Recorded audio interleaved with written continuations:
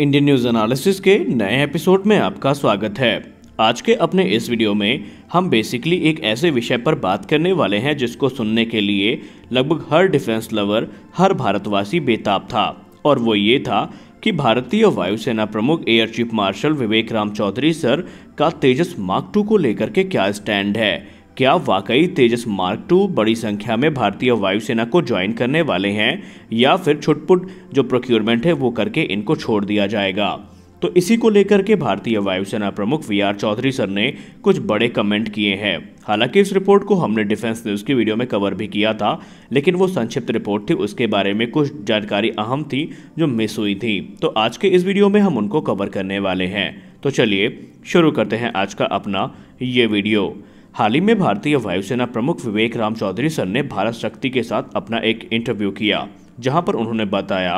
कि मौजूदा Russia Ukraine युद्ध ने हमको एक चीज़ तो सिखाई है कि आत्मनिर्भरता ही एकमात्र रास्ता है अपनी ताकत को बढ़ाने का। इसके अलावा कोई दूसरा विकल्प प्रत्यक्ष रूप से हमारे सामने नहीं है, और इसी से सीख लेते हुए अब भारतीय वायुसेना ऐसे रास्तों पर विचार कर रही है जो कि हमें आत्मनिर्भर बनाए, और वो रास्ता सिर्फ एक ही है कि बड़ी संख्या में हमारे जो स्वदेशी एयरक्राफ्ट हैं, जैसे कि तेजस मार्क 1A, तेजस मार्क 2, AMCA और जो दूसरे प्रोजेक्ट हैं, इनको वायुसेना में शामिल किया जाए। उन्होंने कहा कि भारतीय वायुसेना के द्वारा 83 की संख्या में तेजस मार्क 1A एयरक्राफ्ट की जो प्रोक्योरमेंट थी वो एक माइलस्टोन था। वो हमारे लिए एक बहुत बड़ा कदम था, या उसको हम आने वाले समय के जो प्रोक्योरमेंट्स हैं उनकी आधारशिला भी कह सकते हैं। ये कॉन्ट्रैक्ट ऐसे समय में साइन किया गया था जब हमारे स्वदेशी प्रोजेक्ट्स के ऊपर अधर के बादल लटक रहे थे और हमें नहीं पता था कि उनका भविष्य क्या है। लेकिन अब भारतीय वायुसेना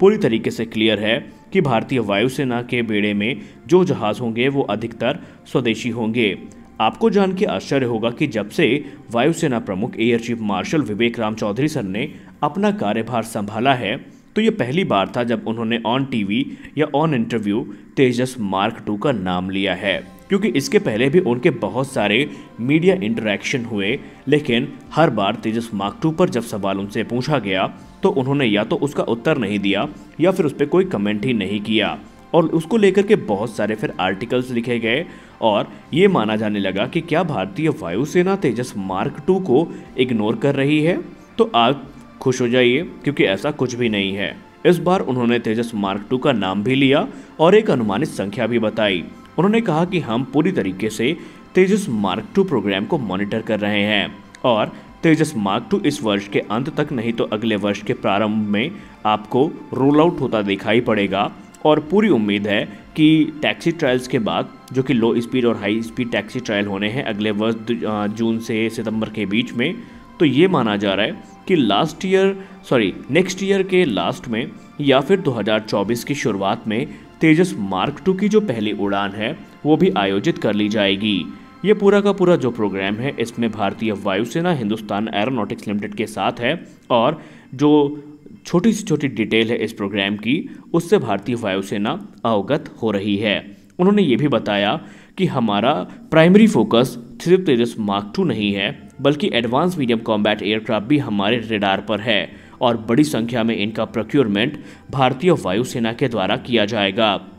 दोस्तों, पूर्व भारतीय वायुसेना प्रमुख BS धनोआ सर और वीआर चौधरी सर के बयान में हमको एक चीज़ की सिमिलैरिटी दिखती है। अगर हम BS धनोआ सर की बात करें या RKS भदौरिया सर की भी बात करें, तो उन्होंने एक संभावित संख्या बताई थी तेजस मार्क 2 की, जो कि तकरीबन 200 के आसपास थी। अब भारतीय वायुसेना 200 तेजस मार्क 2 लेती है या नहीं लेती है ये तो पता नहीं, लेकिन एक संभावित रिपोर्ट इस मामले के जानकार लोगों के द्वारा साझा करी गई है, जहां पर यह बताया जा रहा है कि तेजस मार्क 2 तकरीबन 120 से 140 की संख्या में भारतीय वायुसेना को ज्वाइन करेंगे। इसके अलावा तकरीबन 7 स्क्वाड्रन AMCA की आएंगी, जिसमें AMCA मार्क 1 और मार्क 2 संलग्न है। इसके अलावा भारतीय वायुसेना इस समय अपनी जो MRFA है, यानी मल्टी रोल फाइटर एयरक्राफ्ट का प्रोक्योरमेंट प्रोग्राम, जिसके अंतर्गत 114 फाइटर एयरक्राफ्ट की खरीद की जानी है, उसके लिए रिक्वेस्ट फॉर प्रपोजल को तैयार कर रही है। और इस चीज़ से विश्वसनीय जो सूत्र हैं उन्होंने जानकारी दी है कि अगले वर्ष एरो इंडिया के से पहले या एरो इंडिया के मध्य में जो RFP है, यानी रिक्वेस्ट फॉर प्रपोजल है, वो भारतीय वायुसेना के द्वारा इशू किया जा सकता है। आज की ही रिपोर्ट की अगर हम बात कर लें तो इसको लेकर के एक बड़ी अपडेट सामने आई थी, जहां पर बताया जा रहा था कि भारतीय वायुसेना प्रमुख जी ने जो अपना इंटरव्यू दिया है, उन्होंने बताया कि 8 ओरिजिनल इक्विपमेंट मैन्युफैक्चरर्स हैं जिन्होंने भारत के RFI का जवाब दिया है। अब 8 से ये काफ़ी कन्फ्यूजन क्रिएट हो चुकी है, क्योंकि अगर हम गिने तो यूरोफाइटर टाइफून एक हो गया, डसाल्ट एविएशन दूसरी हो गई, बोइंग हो गया तीसरा, और लॉकहीड मार्टिन चौथा, साब हो गया पांचवा, और रशिया की 2 कंपनियां, एक मिग और सुखोई, यानी 7 हैं टोटल। तो 8वां कौन है, इस चीज़ को लेकर के अभी यहाँ पर संशय बना हुआ है। क्या गलती से उनके मुंह से ये शब्द निकला था, या फिर वाकई कोई नई एंट्री हुई है, और अगर हुई है तो ऐसी कौन सी एंट्री है जिसके बारे में अभी तक हम नहीं जान पाए हैं, ये भी देखना दिलचस्प होगा। कुल मिलाकर के हम ये कह सकते हैं कि भारतीय वायुसेना एक बड़ा निर्णय लेने जा रही है, और एक्सपर्ट्स भी ये मानते हैं कि 2023 का अंत और 2024 की शुरुआत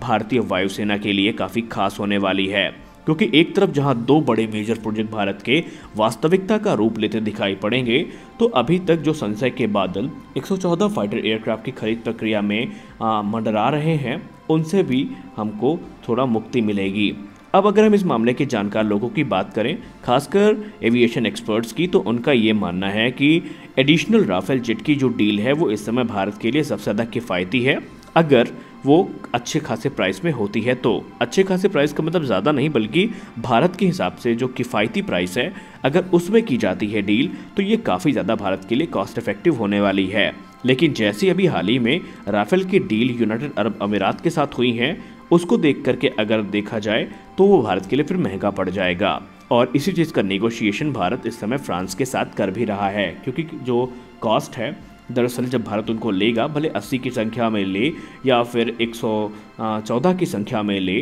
तो भारत इस बार सीधा उनको फ्रांस से ही नहीं खरीदेगा, बल्कि उनको भारत में ही मैन्युफैक्चर किया जाएगा। अगर मैन्युफैक्चर ना भी किया गया तो उनकी एक असेंबली लाइन तो कम से कम भारत में इस्टेब्लिश की ही जाएगी, जिनमें भारत भी अपना योगदान देगा। तो ऐसा देख करके ये लगता है कि आने वाला जो समय है वो इसको भी क्लियर कर देगा, क्योंकि कुछ एक्सपर्ट्स ऐसे भी हैं जो ये मानते हैं कि अगर कॉस्ट में कोई कमी ना आई और भारत को फ्रांस का ऑफर समझ में ना आया, तो हो सकता है, संभावित है, हालांकि हम इसकी पुष्टि नहीं करते, लेकिन इस मामले के जानकार लोग ये मानते हैं कि एक नए टाइप का एयरक्राफ्ट भारतीय वायुसेना को ज्वाइन करने की तैयारी में है। क्या वो F-15EX है, क्या वो सुखोई 35 है, जिसके चांसेस तो ना के बराबर हैं, तो ये देखना भी काफ़ी लाजमी होगा। तो फिलहाल के वीडियो में अभी इतना ही। अगर आपको अभी भी कोई संशय है इस विषय में, तो आप कमेंट सेक्शन में पूछ सकते हैं। आप अपने विचार भी रखने के लिए स्वतंत्र हैं। आपको क्या लगता है कि क्या MMRCA के लिए अब देर हो चुकी है? क्या भारतीय वायुसेना जो निर्णय अभी लेने वाली है उसको पहले ले लेना चाहिए था,